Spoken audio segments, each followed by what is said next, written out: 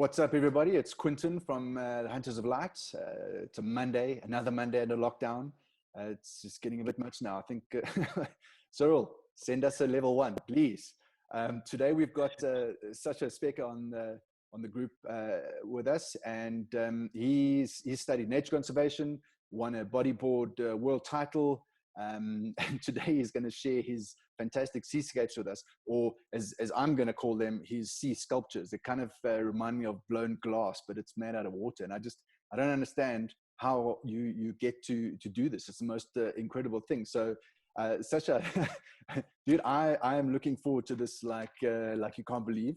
I've always said that if I find someone like inspirational and exciting and I want to see how they do it, then I'm sure everyone else will like it as well. So I'm really, really excited. And I'm just going to, in fact, before I hand over to you, I'm going to tell you a story.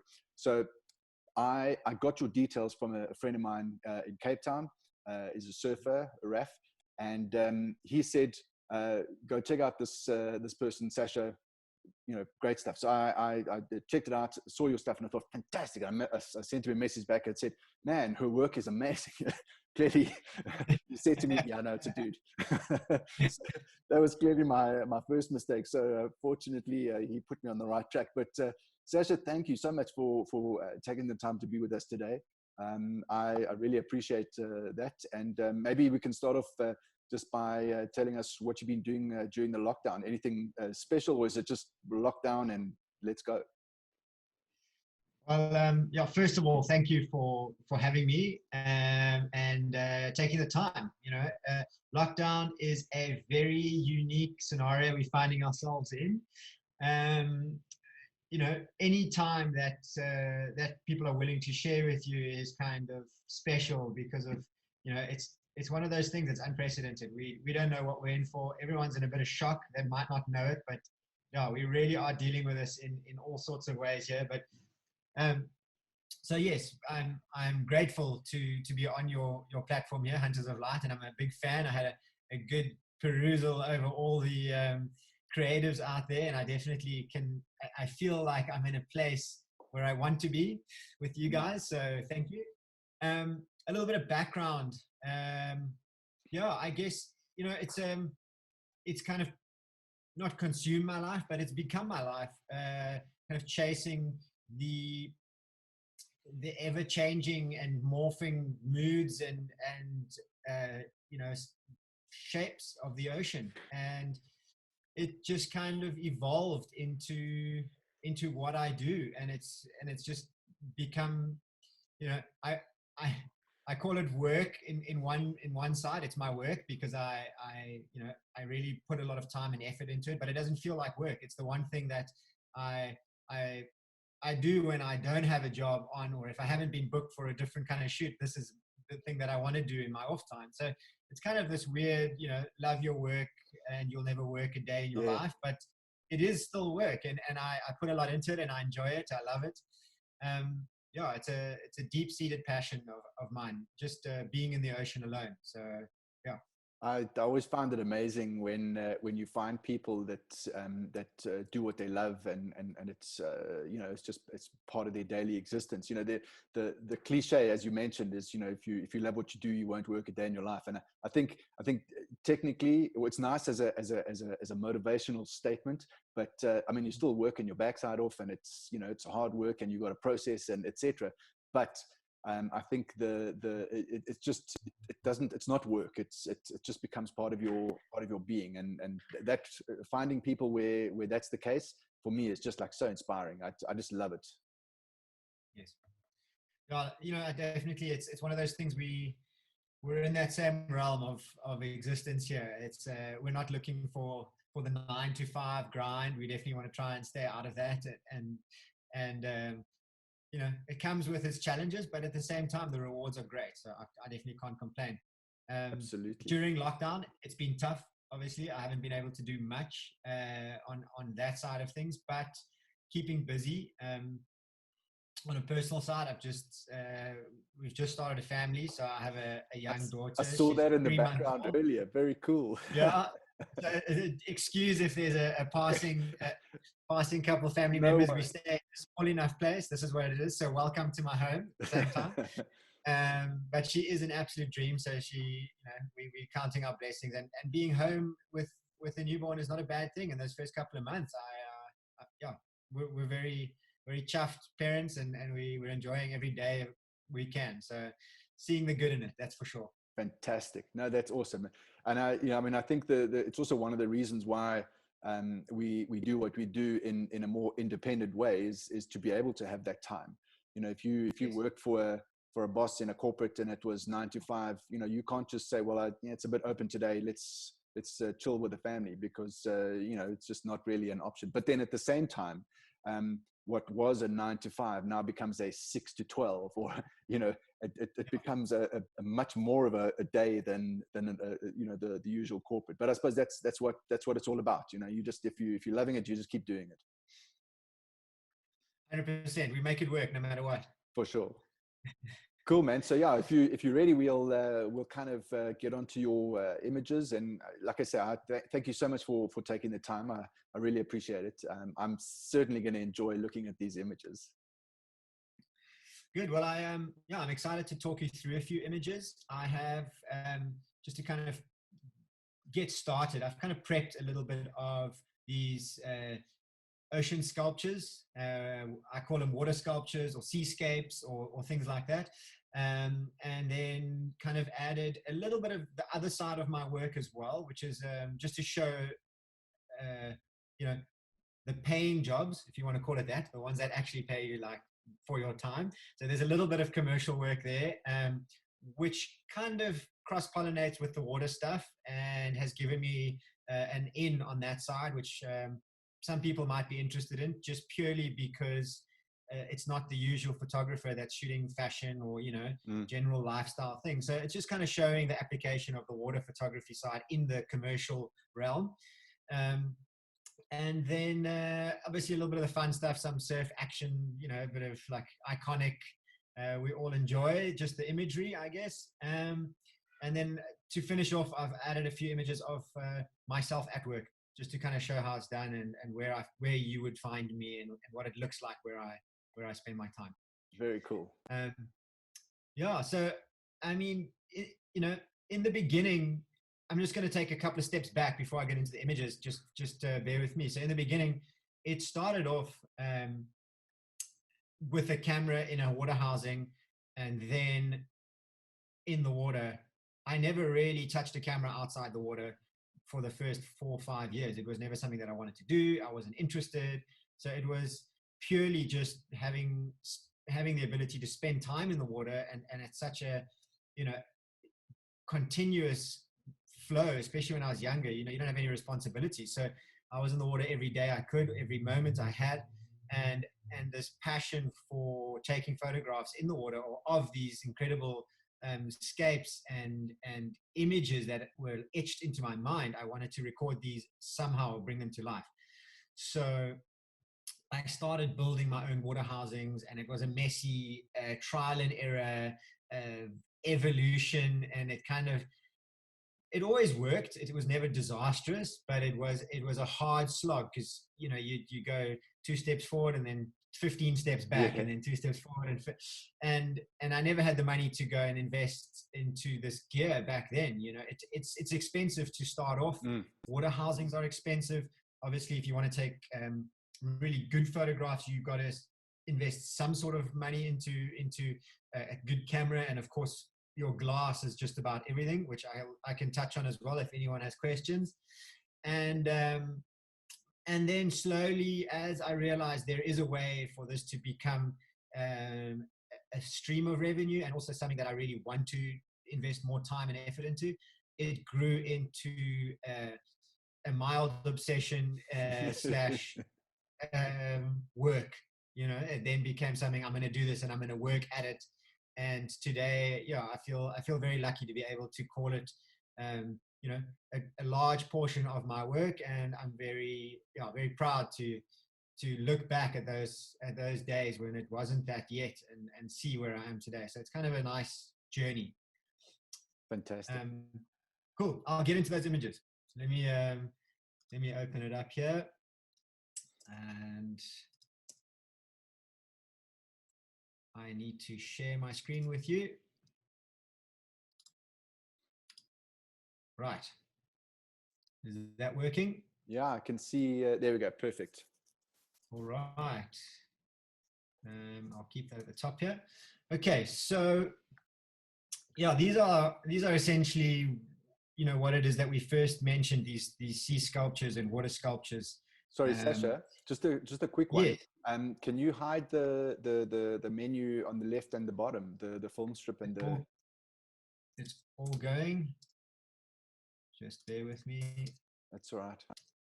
Before I get someone asking me to ask you, I thought I'd ask you first. No, of course. There we go. And it's just the film strip at the bottom. There we go. Perfect. Thank you. All right. Okay. So yeah, this is essentially, I want to say, where it all started, when I really got my first glimpse of these unique images on a screen back home, and then slowly printing them out. And yeah, it all actually started by riding waves. And I used to paddle out here with mates of mine, you know, in my early teens, floating around on a boogie board and trying to ride this little wave that we lived nearby. And I started seeing these moments that would evolve as conditions lined up. And, you know, over the years, it might seem like, you know, I've spent thousands of hours out there waiting for it, but I probably spent 20,000 hours watching it first before I even decided to take a photograph and realize that this is where I wanted to spend my time. So, you know, these kind of moments all culminated by preempting and foreseeing the energy of the ocean colliding together. This isn't, you know, your textbook wave crashing in at the beach or over a reef and coming towards you or away from you. It's a little mushroom-shaped rock that's submerged a few, you know, probably between 30 centimeters and 1.5 meters below the surface. And then the ocean's waves would pass over the rock, and sometimes with the surge returning back out to the ocean, you would get these refractive energies coming together. And it's the only way I can describe it is it's a rhythm of the ocean that I've learned to identify with and learn to read. And that's how these moments essentially started to become etched into my mind, into my memory when I was out there as a kid. And then over time, I realized I could potentially capture these moments and show people what it looks like when these anomalies come together. And at first, I had no idea that I would end up with these water sculptures. You know, I thought, wow, it would be cool because we're seeing this flaring moment of water texture and waves and things. But as you see, as I progress through these images, they really take on a very unique and otherworldly kind of appearance. They're not the norm when it comes to photographing waves. This is a view from below, and that's where my term came with scapes, because it becomes a landscape but below the ocean. And this is the same thing of waves breaking and the unique textures that it offers. I will show more of these a little bit later on, but I then started realizing that when these waves break, there are very unique shapes and energies that are being exerted under the water. And this one really pictures what I call a vortex or a spiral that is created by a breaking wave under the water. And you know, without freezing these moments or without slow motion in camera, you would hardly see these under the water unless you're wearing goggles and you really put yourself in harm's way. This kind of thing is never seen by any of us in a normal situation, in a normal setting. And over the years, I started recognizing the patterns preceding these moments and before these kind of spirals or vortexes were formed. And I would then slowly figure out where I need to place myself and what shutter speeds and camera settings I needed. And when I say I took time, this is a lot of trial and error. This was years and years of fruitless, painful, empty-handed returns to a screen at home. And but over time I figured it out, and slowly but surely it started getting better. Now, And I assume that those patterns and vortices, etc., under the water, they will be different depending on what the sort of underwater architecture is there. If it's a like a sandbar or rocks, etc. Because I mean, I've never seen one that's got that sort of triple legged whatever that is. Never seen that before. Yeah. So this kind of thing here, usually, and I'm going to show you a slightly more, the only way I can really put it is a, let me just get this bottom tab up here because it will help me show you a more uniform one that we're used to. Yeah, that's kind of the ones that I'm, I've seen before. So it's that's hence the question. Yes. So this is what people are first exposed to when they hear about these vortices or vortex or spirals or whatever you call it, and that would be most people understand it just a straight dumping wave with a lot of energy, really heavy water falling down, but very uniform, and it creates these spirals that you can see kind of parallel forming. And going back to that previous image that I first showed, those ones that kind of come out together out of a single point and then create three legs coming out, or these weird bomb-shaped versions, which I will show more of. That is now first of all, geography underwater that is changing that. And very important as well is the actual shape of the wave when it is about to break. So not only am I trying to preempt where I need to be underwater with the lining up of the geography, but also when the wave is coming towards me from the deep and reaching these shallower areas, the shape of that approaching wave is definitely going to determine what the formation underwater is going to unfold into. So as much as I can preempt a little bit of what's going to happen, I might be able to get as far as, oh, this one is going to offer me something. I never really know beforehand what it is that I'm going to get. So it's always a surprise. It's always a unique moment. And, I do get a very, very short glimpse when I'm looking through the eyepiece, or when I'm holding the camera. I can see it with my goggles on the side that, wow, okay, that was an incredible one, and a mental note that when I get home, I can look at that sequence and I start getting excited before I've even gone anywhere, because something magical happened there. But it's a very fleeting moment, and unfortunately, not many of them present themselves during those swims. So I'm going to return just back into the order of how it was here, and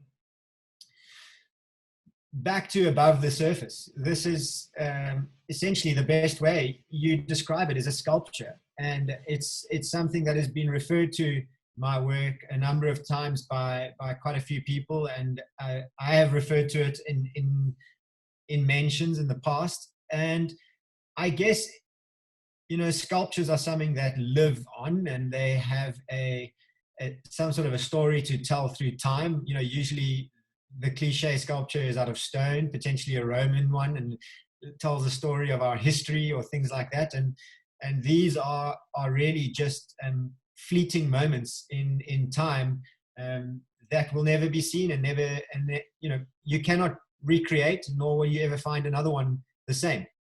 And that's kind of what draws me to trying to capture these moments.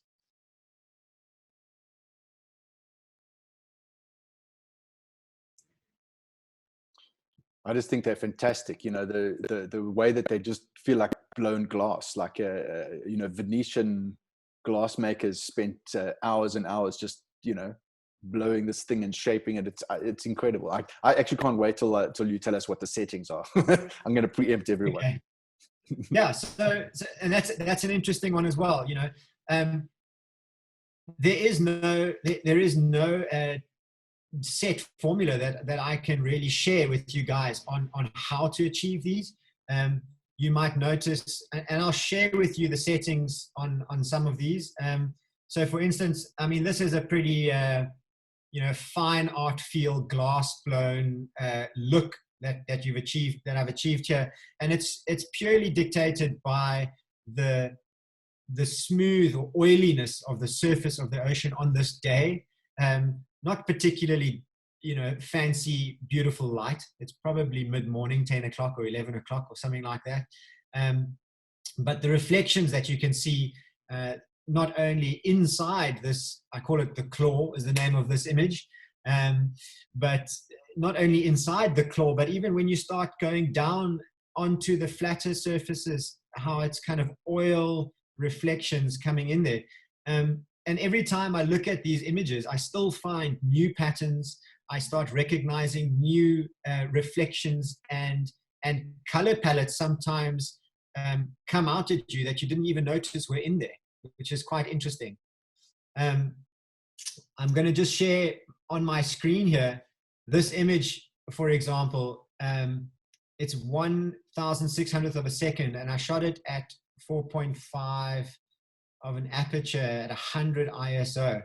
And to be honest, this is probably not my normal go-to setting. I would have had a higher ISO just to try and get a faster shutter speed. But as I mentioned, this midday light, it's offering me, you know, a lot of stops. I can really get a fast shutter speed without really fighting it with ISO or anything like that. And the lens I used here, it's even sharing that information in that text at the top. It was a 40mm 2.8. It's that little pancake lens, which I experimented with for a little while. It's a little bit slow and a bit iffy. It's not really the most reliable high-speed lens, but it does give a beautiful image, and it's very close to that 35mm look, which I enjoyed. So there's a lot of experimenting in what I do. There is definitely no like basic day-to-day grinding through anything. I'm always trying new things and trying to achieve different results.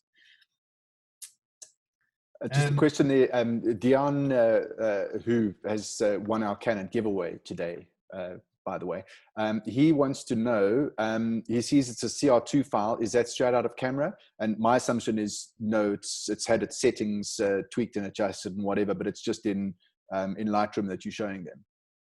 Correct. So is it Dion? Dion. Yes. Okay. So Dion, I'm actually going to do this for you. I'm going to go over to the develop module, and then you can actually see what's happened here. So that's the file with my adjustments shown on the right hand side. And if I hit the letter Y, you can actually see what the original file looked like, and it is very similar out of camera to what it is that we're looking at here. So not much has changed. This is almost an out of camera file, and I'm not big on editing, nor am I much of a techie. So I'm definitely not able to really manipulate my images all that much. I would need help from someone to change it drastically. No, it always helps when, and I mean, I've said it a few times on these prezos. You know, if you're going to get it right in camera, you know, that's first prize, because you don't have to worry about, you know, pulling shadows or trying to find detail and highlights. You know, you've pretty much got what you need, and then it just needs a little bit of contrast and tweaking, and then you're done. And that for me is the best way to do it. 100%. I couldn't agree more. And it is also, I feel like it's such a nice challenge to kind of get to a point where you've achieved what it is that you want to achieve straight out of camera. I think, you know, we live in such a curated world online these days where you don't actually know what's real anymore. You don't know, is this one image? Is it a composite of images? You know, how many, is the sky real? What has happened here? You know? And yeah, I'm pretty chuffed, you know, that I never went down that way. I feel good about, you know, my work like that. It's not to take away anything. I think these are artists in themselves who are able to create these incredibly layered images who I mean, are putting in, you know, thousands of hours of time and experience in doing it. But, you know, I've chosen to go the other way and rather try and do it all in camera, especially as far as I can. I mean, by all means, I do have to make some adjustments sometimes. Now, I think, you know, if it's you know, minor stuff, that's obviously first prize. But you know, if it's always if there's going to need to be a little bit of retouching and etc., so be it. But you know, at the end of the day, if you aim to get it as close as you can, that's really is the way to go for me. 100%, absolutely. And in the end as well, you know, my aim, my goal with pursuing these water sculptures on such a level was always to see them in a printed format alive on a wall, you know, whether it's someone buying it from me or I'm commissioned to do a decor project for a hotel or a space or something like that. In the end, the most joy and the most kind of sense of reward for me comes seeing them printed and on a large scale. And that's why trying to get as much done in camera removes the hard work in hindsight. You know, that's kind of where it is. And yeah, it's a beauty. I can mention the gear that I use. I'm on a 5D Mark IV now, but before that, I was working exclusively on a 5D SR, which is the most megapixels I could get. It's not always the shutter speed that I was after. It was actually more the amount of information that an image could hold. I'd rather miss, you know, 10 opportunities at getting a good shot, but know that when I did get one, it was going to be magic. And yeah, that was kind of, you know, the best access, the access to the best gear that I could get at that time. And it's yeah, it was awesome. Fantastic. Yeah, so we're going back. This was probably shot in a 5D Mark III. That was kind of the transition between, you know, being a kid and having fun and really deciding, okay, I'm going to do this. And a Mark III, I mean, in today is probably still a good camera. I wouldn't be able to fault it much. And resolution-wise, it's great, and the colors are great, and it's a performance-wise an amazing camera. I was shooting with a 50mm 1.4, pretty stock lens, nothing fancy. And the results were always rewarding and good. You know, this is where we're looking at kind of the center target of what I've been trying to achieve over the years, and that's really to go and capture the most abstract, thought-provoking, and unique moments that I can find. And you know, I think this hardly resembles a wave in the ocean. Which is kind of what I'm trying to get at. It's the elusive, transparent finned shark, is it not? It's awesome to hear, you know, everyone's interpretation of these images, and the great thing is everyone sees something else, which is also inspiring for me. It's not just, you know, I get all excited and stoked when I see, wow, that was so cool, and then, you know, all I'm doing is focusing on the transparent part at the top because it's so sharp and so beautiful, and then someone else starts pointing out they can see an elephant's face in the reflection on the right hand side, and you know, it really gets quite interesting on the conversation there. But yeah, I guess this is kind of where it is that I wanted to get to on capturing unique and abstract moods of the ocean. And you know, I'm on a Mark III here again. The file name will show that to you. And the Mark III is great, but that lens over there, that 24-70 2.8 Mark II is my go-to lens. That's probably the most standard thing that you can say about me. I've got that lens on my camera most of the time, and it's reliable and it's good, and it gives me that reach between 24 and 70, we've got a very nice range in the water, whether it be on the surface or below. And I'm going to show you some other things on that in a little bit.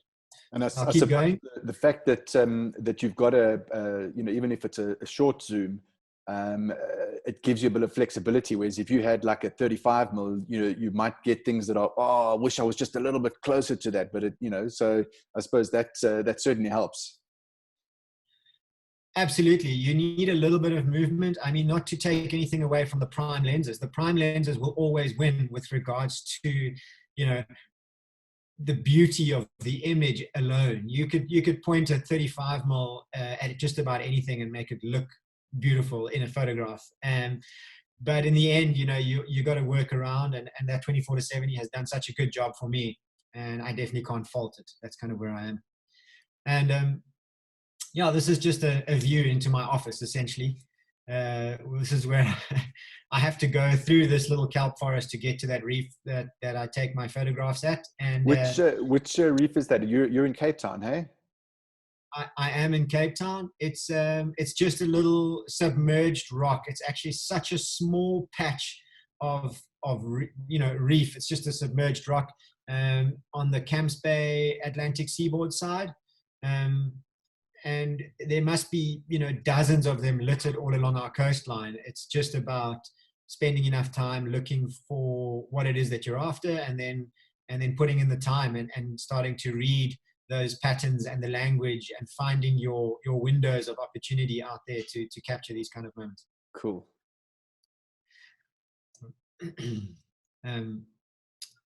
So this is where we're getting into the very abstract looking stuff again.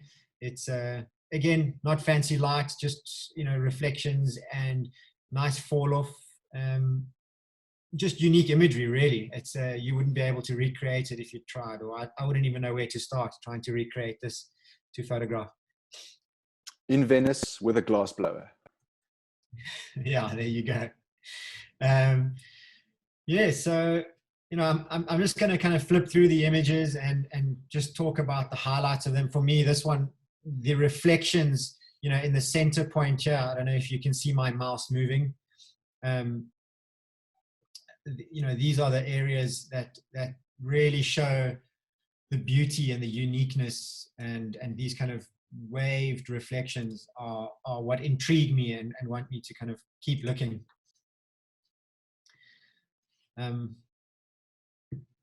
So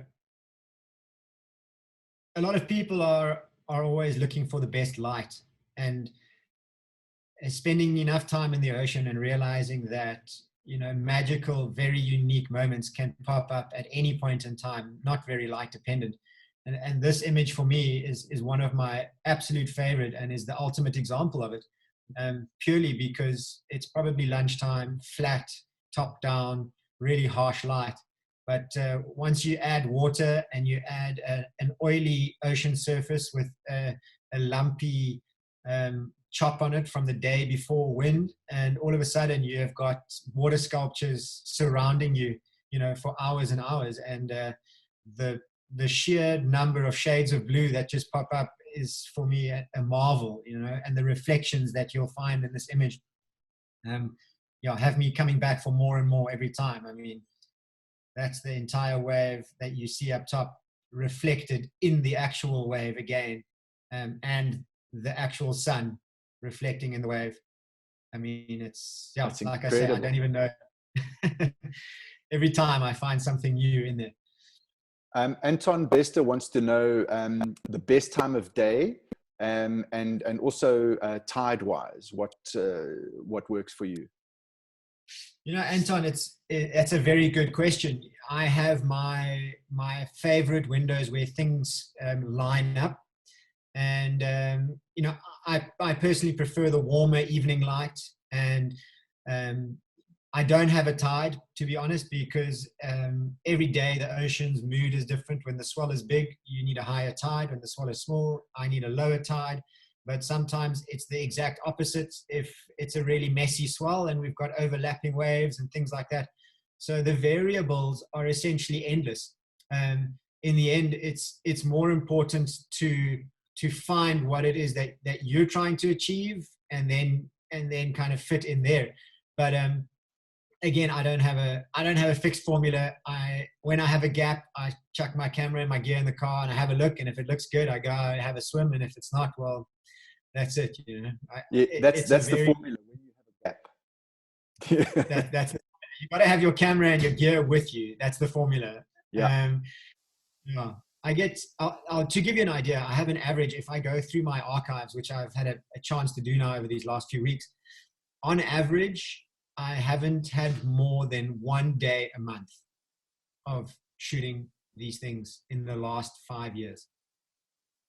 So that's my average. Some days, some months I'll have 2 or 3 or 4 days, but other times I won't have an opportunity to photograph any of this for 2 or 3 months at a time, just because conditions are not right, or I'm busy as well. It takes hours. So it's one of those things.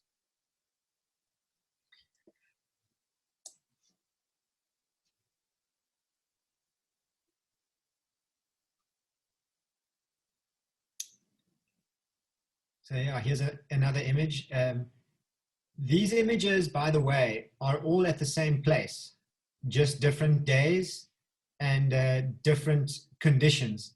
So it really shows you that as much as you want to say what's the best tide and what's the best day and what's this, in the end, this place changes so much that every single day, every hour, you are in a new studio, a new office, a new place, new subject, new everything. So you really need to let go of the fact that you can control or preempt everything. In the end, all you want to do is get in the water and spend time in the water photographing, and that way that ability to read or preempt these moments unfolding, that's what's kind of has given me the edge on this subject. That looks like a cold wave. It does. Okay. The water is generally very cold. We don't have too many warm days here, so you'll find me. I'll click over to me in the water, but you'll find me in a very thick full suit with a hood, and I mean, I don't wear gloves because I like to have my fingertips working on the camera. But yeah, the water is always cold. It's never really warm. So yeah, definitely a cold wave. That's cool.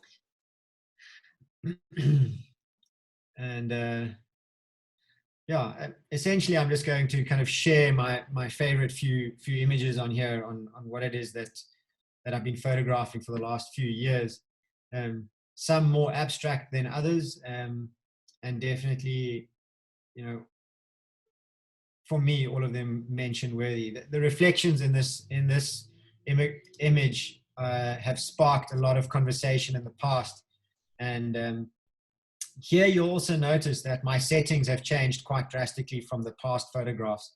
I've had to punch the ISO right up to 640, and on that 5D SR, that's probably the limit that I would ever be able to go to. That's the only downfall with the larger megapixel Canons at the moment, or at that time. I think at the moment things might have changed. I haven't had the luxury of new camera for a while, but this is all quite fast moving subject matter. So high, fast shutter speed is imperative if you want to really freeze that motion. I just love the sort of, I suppose you mentioned it, the oiliness of the images. It feels like just this beautiful, slow, easy kind of thing. I don't know how to describe it, but I just love it. It's just this, it's almost like, I want to say it's fast shutter speed, but it doesn't seem like fast shutter speed. It feels like slow and lazy. And I think that's what I love about them. My brain is saying one thing, but it's also saying, no, but it can't be that, it's amazing. I'm glad you say that, because, over the years, having spent so much time, and I mean, as we do as human beings, we love gazing into the sunset and looking at the beautiful colors and things like that. I've come up with a term, and I call it's the marshmallow light.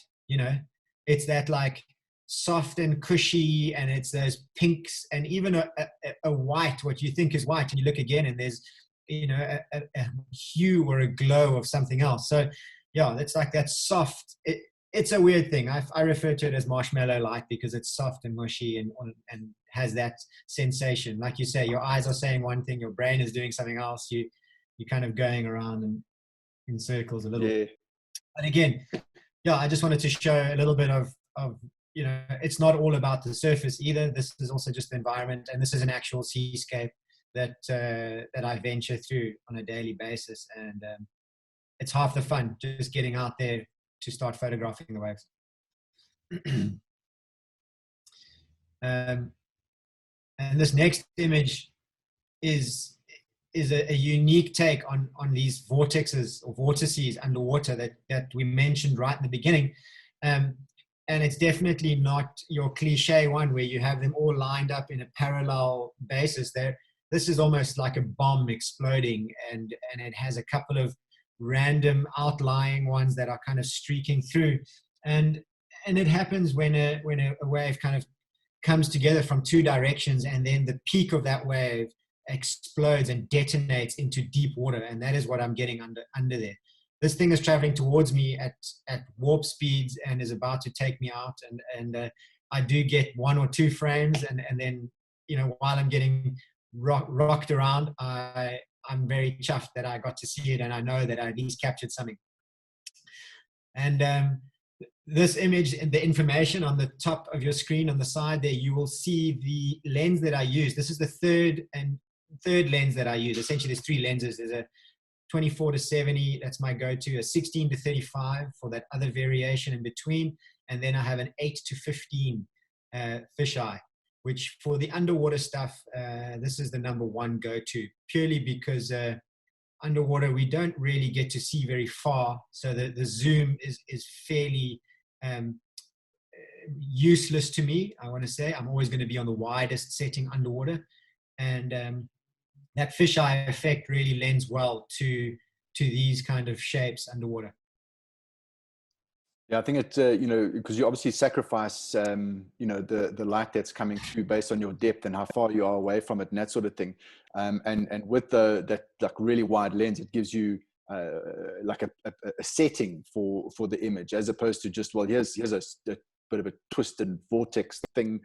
This gives you like the rays in the background that are coming down. I definitely can see how, you would need something like it in this scenario. Absolutely.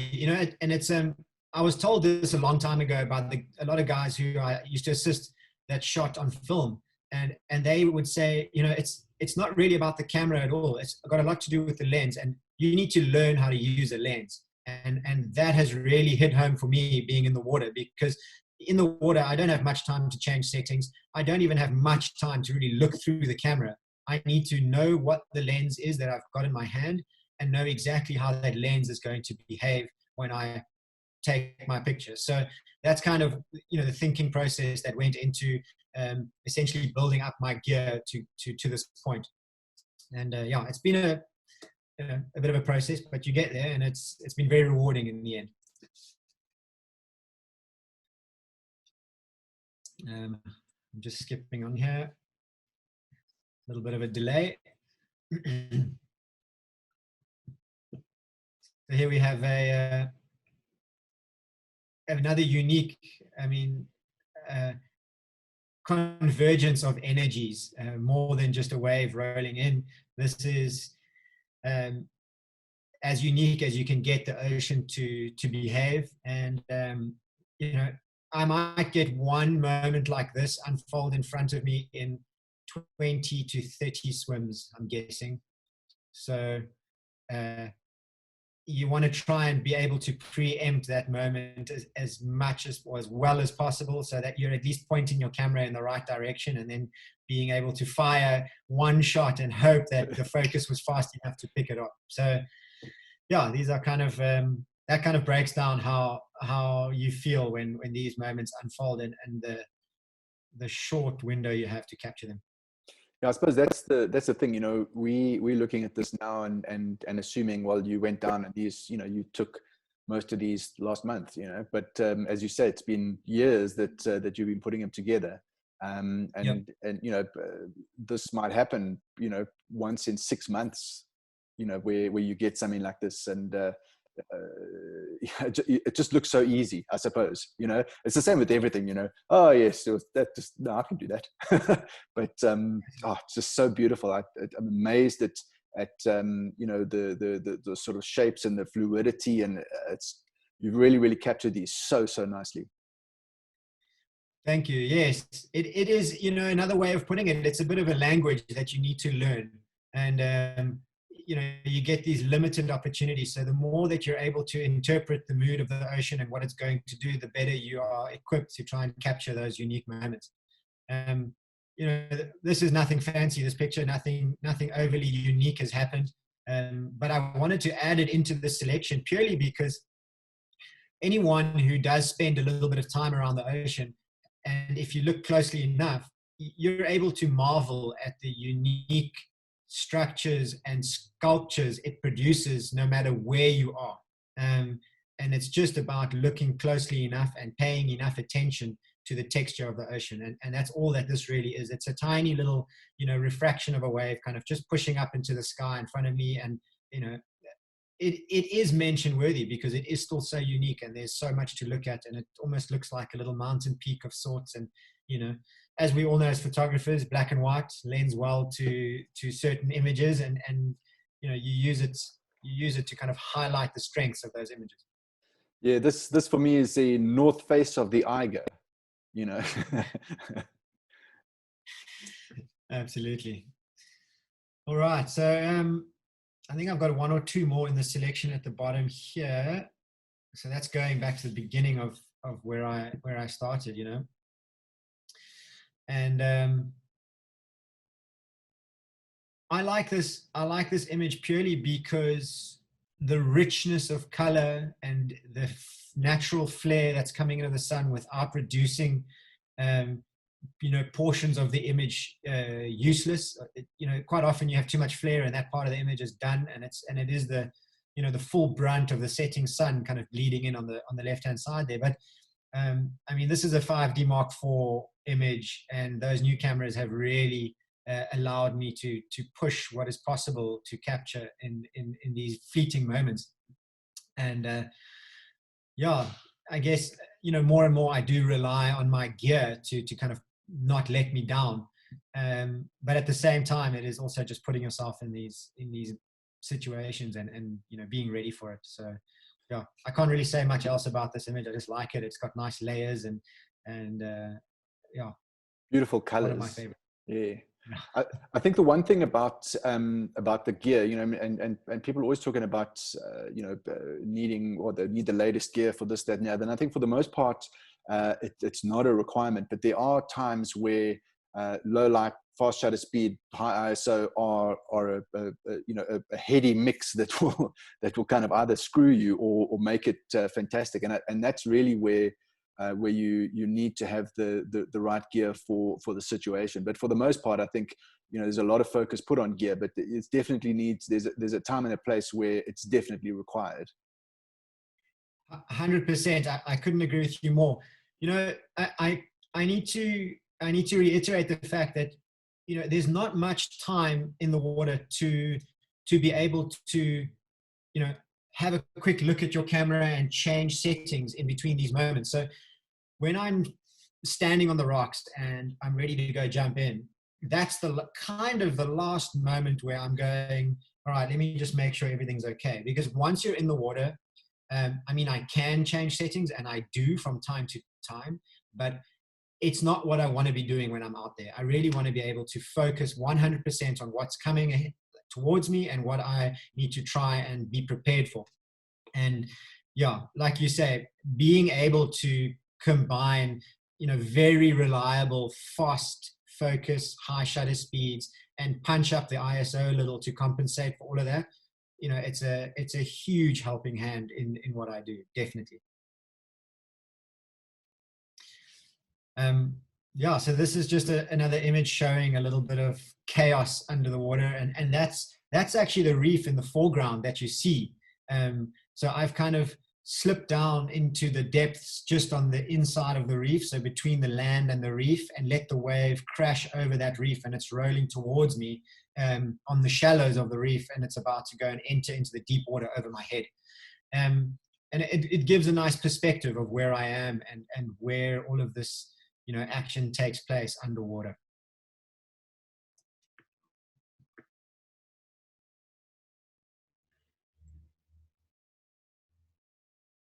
Right.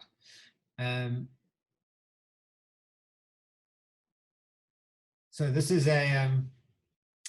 one of my favorite vortex photographs, and I'm looking at the image here with the open ocean to the left and the land to the right, and the wave moving from left to right through the image, and those tubes of trapped, it's not even air as much, it's kind of a mix. I've started filming this stuff in really slow motion now over the last couple of months, trying to figure out exactly what these tubes of vortex essentially are made of. And as they dissipate, as that energy slowly dissipates into the depths, I notice very quickly that they don't actually consist purely of air, nor are they purely consisting of water. There's a thin film of air that is wrapped around these spinning tubes of water. And yeah, it's been a bit of a dream of mine to try and figure out what it is exactly that's going on. And I guess the more time I spend, the greater my understanding is of this never-ending kind of, realm of depth. You never really get to know what's going on out there. But the image itself has captivated my attention, and I love this one purely because of the raw power and these tubes of vortex kind of spinning off into the depths. No, it's incredible, those tubes. You unless you've been under there and almost laying on your back watching them, you would never believe that they were even there. So it's fantastic that you can see them on these pictures and show people, because it's just so much happening that you're not aware of. Absolutely, and it's only over time that I've managed to kind of figure these things out. So yeah, it's been a massive learning curve for me, and something that I really have wanted to share with people. I guess that's where my my reward comes, is seeing them alive and seeing them come to life on walls, etc. So I wanted to, before we run out of time, I wanted to just show what it kind of looks like when I'm photographing these images and capturing these images. And that's a photograph of me doing one last check, and it's pretty straightforward. One test shot, make sure that I can see the seal is good on the camera. We don't want water coming in there. These cameras don't like seawater all that much. So yeah, avoid all mistakes, and then it's full tilt. You head out there, and you don't have much control over the environment, but this is the kind of situation I find myself in when the waves are rolling up over the reef. And excuse me,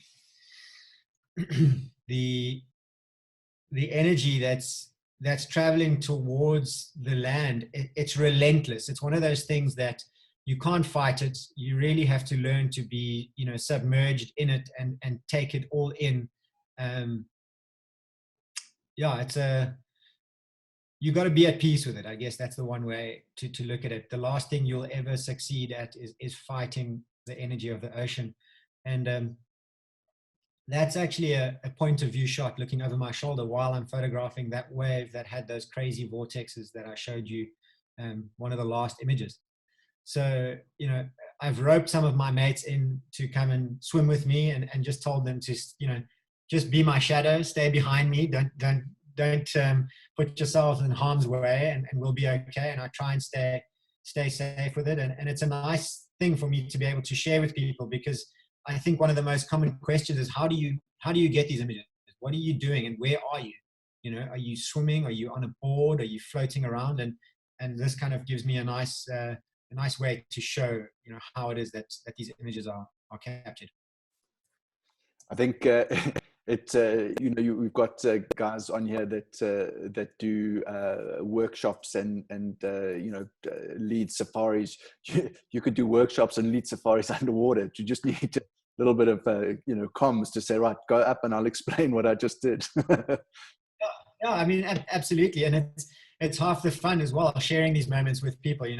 You're very alone out there, no matter how you do it, even when someone's bobbing around with you. But to be able to come up to the surface after one of these, these crazy waves has just, detonated, and you've managed to capture the moment, and the person who you're with saw the same thing. So you come up and you're both, glowing and full of energy about it, and super, excited that we managed to capture that moment, which is kind of the phase or the stage of this process of trying to understand the environment and photograph it. That's where I am now, is I'm trying to actually be able to share with people what it is that I do and how I do it, which has been a lot of fun, I must say. And I think it's important as well that we share this. Otherwise it's something that I just do and I show a picture, and I think the appreciation for that kind of starts to fizzle out after a few moments and people move on. And yeah, I like to share what I do. It's great. Kathy Bell wants to know if you've got an amazing breath hold. How long do you stay under? That's a good question, Kathy. So yeah, all of this is on a breath of air. So you do need to have a fairly good breath hold. But I think more importantly is just to understand that you're not in control and that you need to stay calm, and that you're okay. A lot of people freak out once they get under the water and things like that. So for me, it really is, it is now a place of peace and calm. I take one deep breath and I will stay on the bottom for the full duration of 2 or 3 waves passing over the top of me, which ends up being, up to 1.5 minutes, I guess, is probably my longest submerging, duration. But I definitely am not a pro at holding my breath, and I'm not a professional freediver by any means. I'm just comfortable in this environment. Yeah, I think that helps, being comfortable in there, because you can, get yourself into a bit of trouble. I mean, if a fairly large set comes in and you're pinned down there, things get airy quickly. Yes, absolutely. Yeah, it's important. And I guess physical health is a good thing as well. I really have to stay fit. If I'm not fit, I guess after this lockdown will be a true test of what it really takes. So we'll see how that goes. Absolutely. Yeah, I just have, that's essentially what you'll see me doing if I'm bobbing out there. You can see in the background, that's the 12 Apostles Mountains and Camp Space Suburb, and camera in hand. That's you can see here I've got a couple of controls. So that's the actual shutter button right there. I can physically touch the shutter button on the camera, which is a very rewarding feeling. And this little turn dial at the top here, I can change my shutter speed. I've got the little zoom dial, which you can just see at the bottom here, which allows me to zoom that 24-70 lens in and out. And then on the back window of that camera, there's a couple of dials just for aperture, and if I really have to, I'll change my ISO, but generally I don't do that much. So yep, that's pretty much it. And then this is kind of one of the nicer looking images and the nicest time of the day. I like to be out there and photographing my subjects. Yes, I suppose that is that the last slide, that one? I've chosen this one as the last one, just kind of ending off. I know we're kind of getting close to the time limit here as well. Yeah, no, that's fine. I just wanted to, I'll just put us next to each other. Yes. Like that. There we go. All right. Yeah, I mean, I suppose that's the thing with that late afternoon light. Obviously, it's amazing, but also I think when the wind drops and the water gets that sort of smooth glassiness to it. I mean, that must just be spectacular just to even be out there. That's exactly it. The moods of the ocean are constantly changing. We know that. Everyone always says you don't ever turn your back on the ocean and don't trust, and it's dangerous, and set waves and all these things. So there's a lot of things that are so unpredictable. But the one thing that we do know is when that light gets low, we all want to stare into that beautiful color richness that it provides, and all those reflections are what is really intriguing us into that environment. And that is so true for myself as well. I want to be there when that light is getting low, the colors become rich, and quite often there is a window when, as you say, the wind drops, maybe the tide goes just right, or there's one or two sets that are coming out of a different direction, and I have a 10-minute window of incredible opportunity where very unique moments unfold back to back to back. And then, within those 10 minutes, the light has disappeared and I can swim back in and call it a day. And that's kind of how, on most times, my days end. Yeah, absolutely. What a great way to end your day. So I saw on the that movie, the Between the Lines, Yes. and I don't know if that was you actually making your own housing or if it was just for show, but the obvious question is what housing do you use? I think I saw in part of that, was it Aquatech, something like Correct. that. Correct. That So, obviously, I know those things go, 50 grand, 100 grand, depending on what you want to spend. But, so maybe just tell us a little bit about the housing. Yeah, so just to give reference to the film, I used to make all my own water housings for many years. And then, it just got not too technical, but it's at a point where I would be spending too much time trying to refine the water housing and not enough time in the water with gear that I can rely on. So I was then fortunate enough to kind of be able to afford an Aquatech housing at the time. I have ever since kind of nurtured a relationship with them. I mean, by no means do I get them for free, but they look after me very well, and I am able to get hold of gear when I need it, and they're pretty good at shipping it over pretty quick if I need it. And it's all about being able to rely on your gear, I think, is the most important thing. And for me, Aquatech has been an absolute godsend. I have full functionality of the camera. I can access all my settings. I can zoom with my lenses, and the housings are modular, which means if I want to put a different lens on, I can change the ports. If I have a different camera, I can put a 7D, I can put a 5D, 3, 5D, 4, Okay. 5D, SR, all those different cameras I can put into one housing. If I have a Sony for a day, all we have to do is change the backplate and we can do that. So Wow. For me, Aquatech has just been something that I've stuck with, and I'm super, super chuffed. And I've always been on Canon for myself. And I think because I started off investing heavily in the glass, my lenses are what really means a lot to me. And that's why I've been with Canon. But I've had the opportunity to shoot on some Sonys and rent out stuff and for commercial work. And it's, I don't think there's any bad cameras anymore today. I think anything that you're getting on today's market is phenomenal. And it's always exciting shooting with something new and testing it and pushing it to the limit.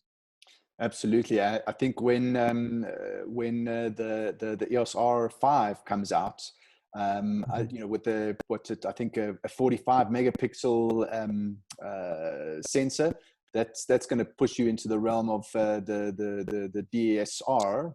I think that you mentioned. So that could be quite interesting, as well as its ISO capabilities being substantially better than that camera. That could be quite an interesting thing to try. Is there a specific model of housing that you use, or is it like a Canon housing? So Aquatech are really good. They're very up to date. They're always using the newest models to kind of keep their range relevant, if you want to call it that. And I use an Elite housing, which is kind of their Elite range. They've actually subsequently come out with an Elite 2, if I'm not mistaken, or like the second version of the Elite range, where they've made some improvements on the shutter buttons. I think they're quite a bit lighter, and the ports are made out of different material, which means they're lighter, but they are reverse compatible, which is beautiful. If I want to now, cool, I'm going to upgrade the housing, I can just get the body housing for the EOS, whatever the R is that you mentioned, 5R, and I'll be able to use all the ports that I already have and add it onto there. So Aquatech have been really kind to their supporting consumers, because you can mix match around, which is a nice thing in today's, it's pretty expensive to start. So being able to mix match around, and especially having a reverse compatible product is amazing. Absolutely. I've just put a link to that on the feed, so people can go and have a look at that and check it out. But yeah, so I think that's pretty much the questions answered and all of that. Let me just have a quick scroll through here before I inadvertently close it off and miss something. But I think that's pretty much it. So yeah, I think thank you very much. That was amazing. I certainly love it. I've got to now just move to the coast, get a housing. Yeah, I mean, small things, and we can make it happen. So thank you very, very much. If you do ever make your way down to Cape Town, come and visit, and I'll get you set up and in the water. You need to come and experience it. I would absolutely love to do that. Which reminds me, do you like to do any workshops or things like that for people wanting to get into this? I don't currently do any workshops on that, but due to the current economic climate and my lack of jobs that are flowing into my inbox right now, it might not be a bad idea for me to start that. I'm a pretty easy guy to get hold of. You can find me on all social media platforms. If you just type my name, I'm usually the first one that comes up. I also have a website, which is my full name, sachaspecker.com. So you can see some of the stuff I'm doing, and I'm pretty easy to get hold of on any of those channels, anywhere you look at. So I'm always open to suggestions, and like I mentioned before, I love sharing what I do. So if there's anyone out there who's keen on getting in the water and experiencing it for a day or an hour or whatever the case is, always hit me up, and if I can make it work, I'd love to. Absolutely. I mean, I think that's one of the most amazing things about this whole initiative is that the people that I've stumbled across, for lack of a better word, have been so giving and generous of their time. I think it's if I can give anything back, in as much as there's 2,500 people that are part of this group, maybe there'll be 10 of them that want to experience this underwater fantastic experience, and if that works out for you and you can get some revenue, or maybe even start a new side business, fantastic. That's really what it's all about. It's just uplifting the community and seeing where we can go, helping each other out. So thank you very much for your time. Really appreciate it. You are such an amazing photographer. I just love these images. So when I am in Cape Town, I'm definitely going to get a hold of you, and I'll bring my own wetsuit and we'll make it happen. I'm really excited about it, man. Yeah, thanks. And thanks for having me. And if anyone out there does like any of the images that I just showed, and obviously there's many more on my in my archive of portfolio, I have recently started an online store, and I'm going to be, over the next few days, loading this, I called it a premium print series, into the store. So do check in, and I'm happy. Also, if you like something and you want it printed up, I'm more than happy to do it. That's kind of where I am. I love making sure that these things come to life and have an existence somewhere in the world. So yeah. Absolutely. Yeah. So obviously your social media links are going to be, well, they're on the promo. They'll also be on the website, as well as on the YouTube channel when it goes up there. So if anyone does want to print, please contact Sacha. He's given to us. Let's give back. Thanks, guys, and thanks, Sacha. I really appreciate it, man. Chat to you soon. Likewise. Take care, and again, thank you for having me on. Cool, man. No worries. Thank you. Cheers.